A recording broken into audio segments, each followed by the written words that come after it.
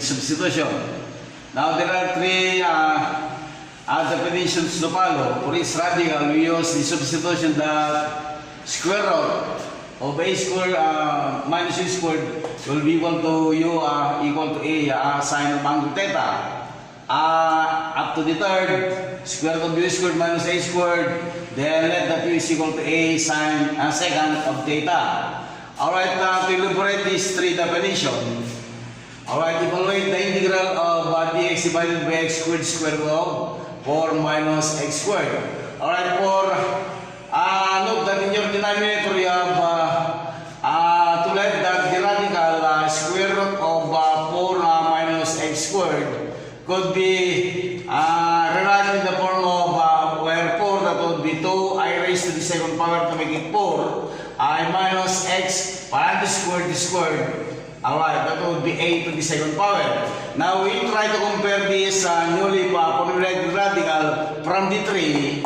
Okay, we let definition number 1 that your a is equal to 2 and your u is equal to x.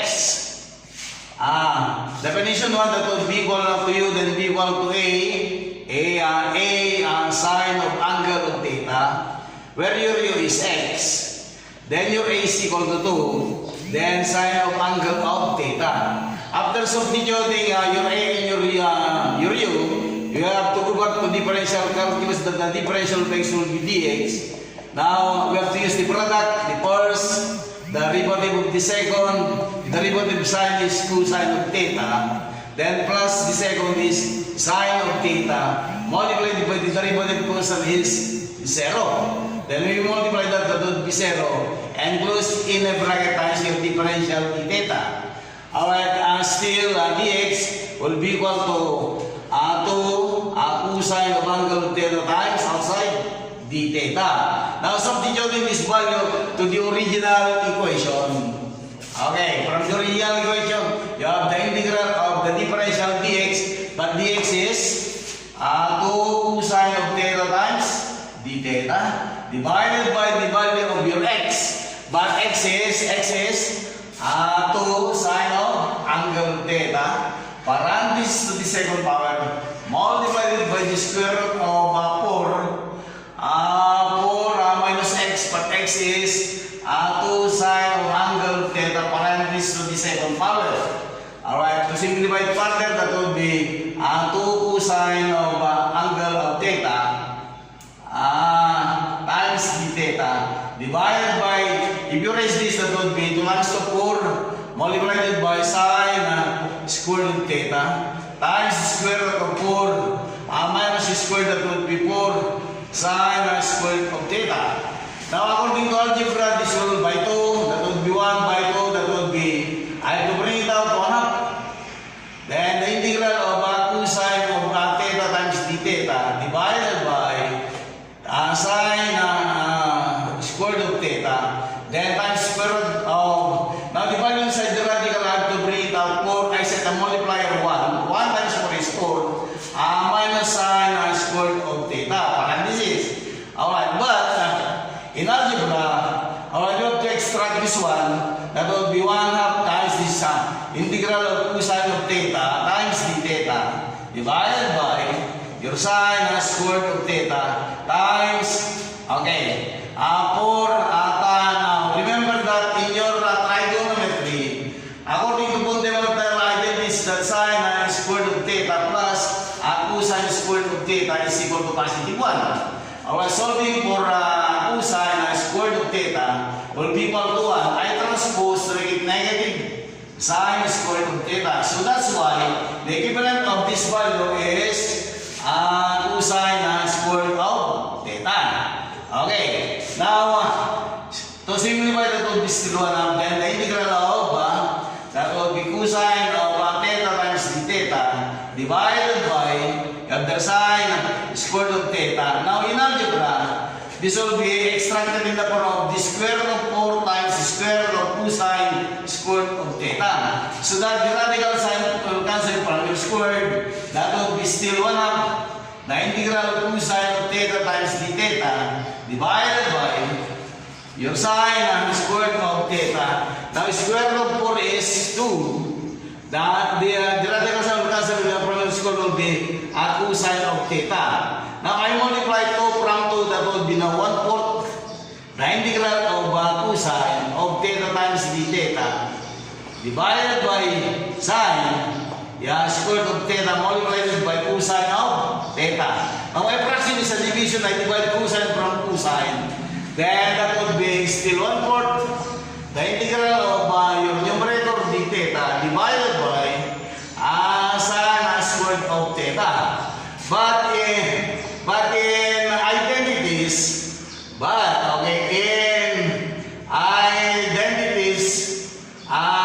through your trigonometry, 1 all over sine theta is equal to cosecant of theta.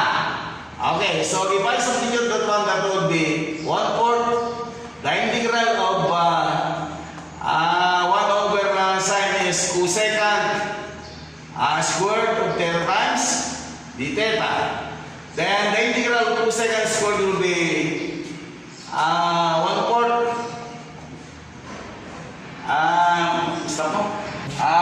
that is equal to 1/4. Then the integral of cosecant squared will be negative cotangent of u, but your u is theta. Then plus the constant of integration c. When we multiply, that would be negative 1/4. Alright, cotangent of theta, then plus the constant of integration c. Now, to bring it back to the original equation, alright, we have the substitution there from the substitution that the relation that u is equal to a sine of theta, but your u is x, your a is equal to 2. Okay, ang sine of theta. Solving for theta, sine of theta will be equal to x divided by 2. Alright, by the way, in trigonometry, what is sine? Alright, if we formulate our triangle, if this is your angle of theta, sine of theta will be opposite over hypotenuse. So that would be x, your hypotenuse is 2. Alright, by Pythagorean theorem, this will be the square root of 4 minus x squared. That would be Pythagorean theorem. Now, in our solution, cotangent of theta, but cotangent of theta is equal to, what is cotangent? That is the adjacent all over the opposite. So that would be square root of 4 minus x squared divided by the opposite all over x. Alright, for your final solution, total solution will be negative 1/4. Cotangent of theta is square root of 4 minus x squared divided by x, then plus the constant of integration c. Alright, now, to clear it up, that would be negative 1/4 multiply 1 times square root will be negative square root of 4 minus x divided by 4 times x will give us 4x, then plus the constant of integration c. Okay, that will be the final solution of that number. Second illustration. In your denominator, we change this from exponential to radical. So that will be differential dx divided by, I converted the exponential to radical, that would be 9 minus x squared. Alright, parenthesis raised to the 1 up, bracket raised to the 3rd power. Why? Because I multiply 1 up times 3 will be 3 up there. Now, to convert this to radical, that will be differential dx divided by, to the 1 up is square root of 9 minus x squared, okay? Parenthesis raised to the 3rd power. Now, we add up now from, the radical. Alright, that is square root of 9 minus x squared. Could be, we will determine the value of a and u. We have to check that 3 to squared will be 9. I said x parenthesis will be equal to x to the 2nd power. Now we compare this to the 3 definition. Okay, that would be, this is minus, alright, still number 1. Okay, that would be where A is equal to 3, your U there will be equal to X. In definition 1, that would be U is equal to A sine of angle of theta. So that would be A squared minus U squared, definition 1. Your U is X. Your A is equal to 3. Then sine of angle of theta. Okay, we go back to differential calculus. The differential rates will be dx. Okay, you have the first 3, differentiate. The second derivative sign is cosine of theta. Plus the second is sine of angle of theta. Derivative constant, 0. Bracket times the differential d theta. When you multiply 0 from sine, that would be 0. So that would be dx now will be equal to 3 cosine of angle of theta times d theta. Now substituting u, du, dx in your given equation, that would be the integral of dx. Dx now will be 3 cosine of angle of theta times d theta divided by square root of 9 minus x. But x is 3 sine of theta parenthesis to the second power, bracket raised to the third power. Still the integral of 3 cosine of angle of theta times d theta divided by, okay, here that would be square root of 9 minus squared, that would be 9 sine squared of theta outside raised to the third power. Okay, still 3 cosine of theta times d theta in your numerator divided by, now I have to bring it up 9 again. Upon algebra, 9, I said to multiply 1 times 9 is 9 minus sine square root of theta. Okay, square root parenthesis to the third power. There. Okay, still 3 cosine of theta times d theta divided by square root of 9. Again, in identities, 1 minus sine squared is cosine squared of theta. Okay, parenthesis to the third power. Okay, simplifying further. That would be the integral of 3 cosine of angle of theta times d theta divided by, again, the square root of this will be 3. Square root of cosine squared will be cosine of theta parenthesis to the third power.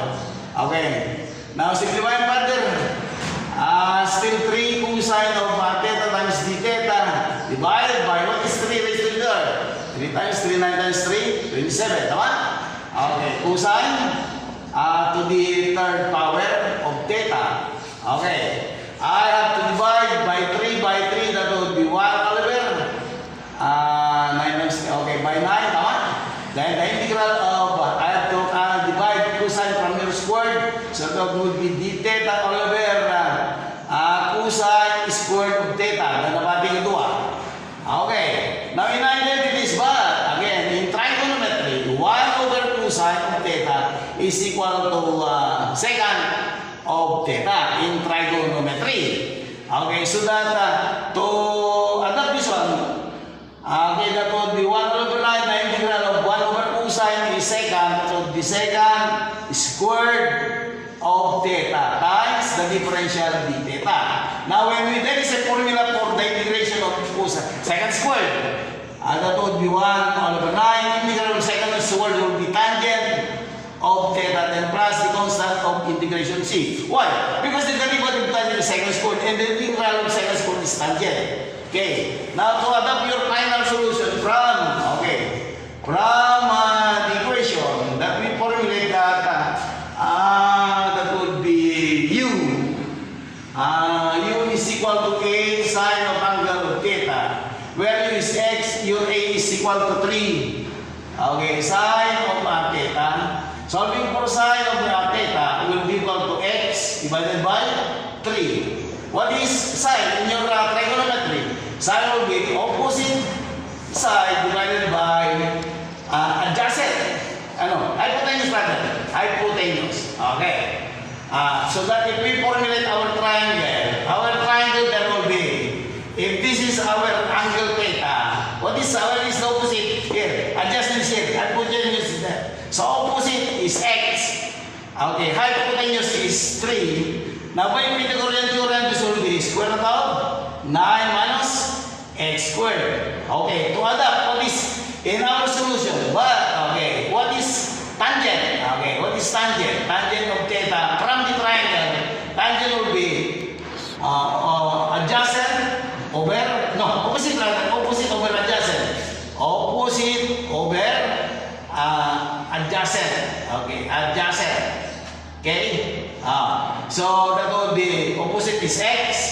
divided by your adjacent is square root of 9 minus x squared. Now, to adapt this one, to substitute tangent, in your final solution here, there, that would be 9.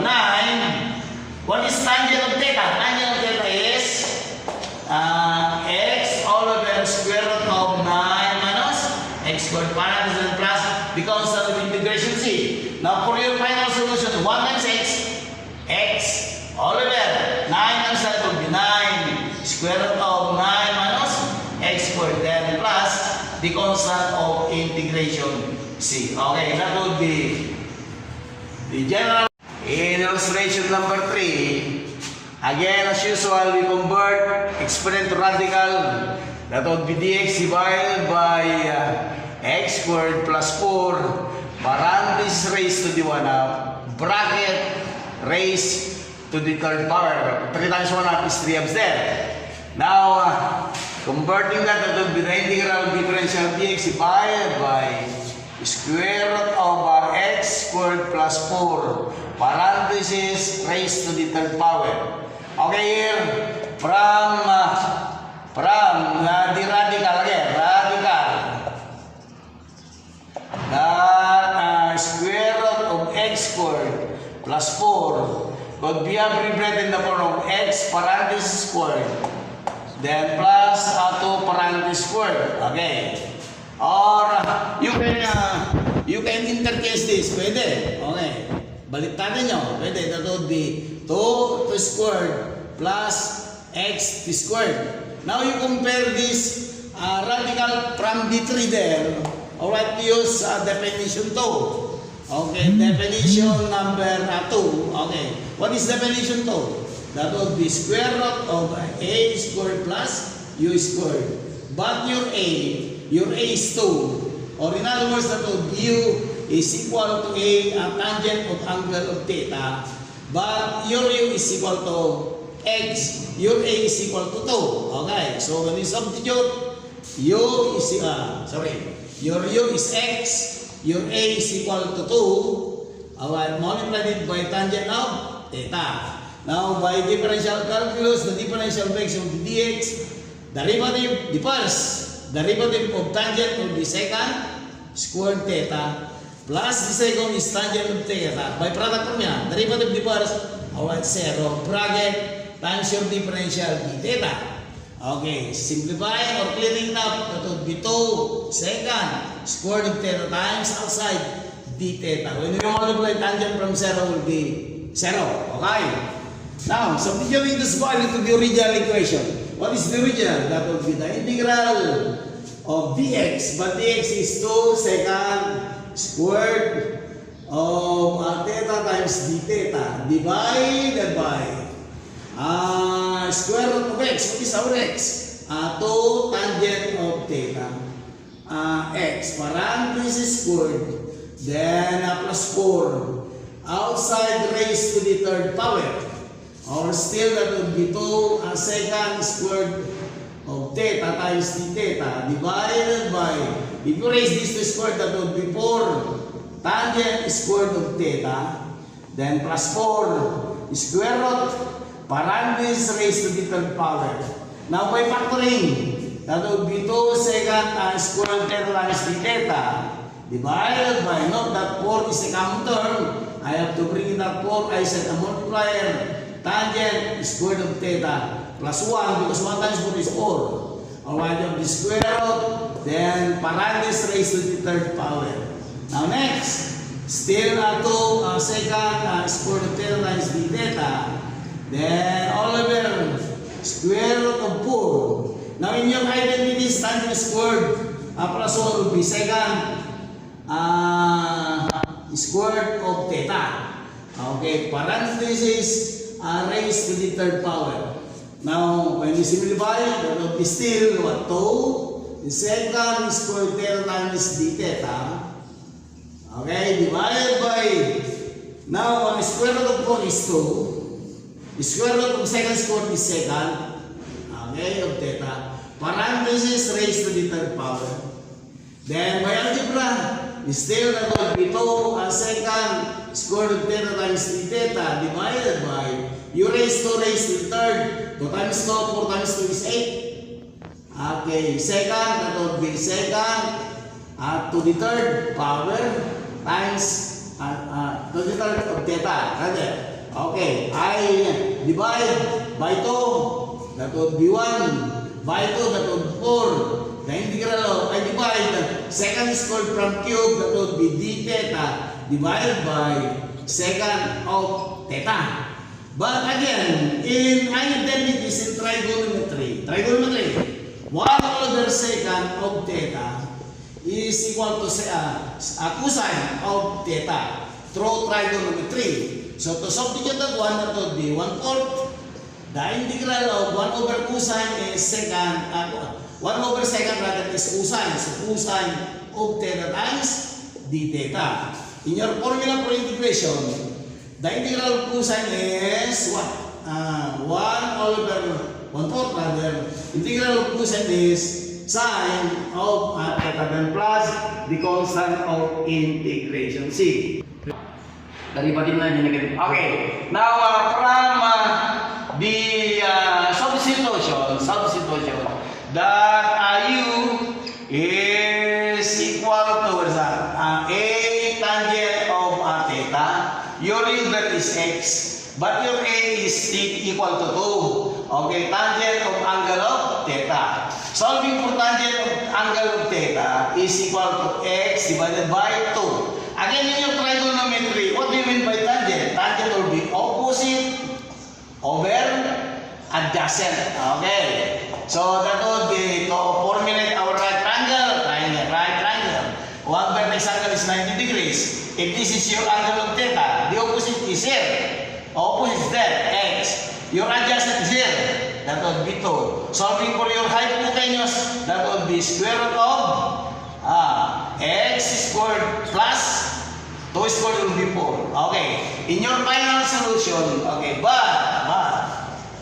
sine of theta from the triangle, sine is opposite over hypotenuse.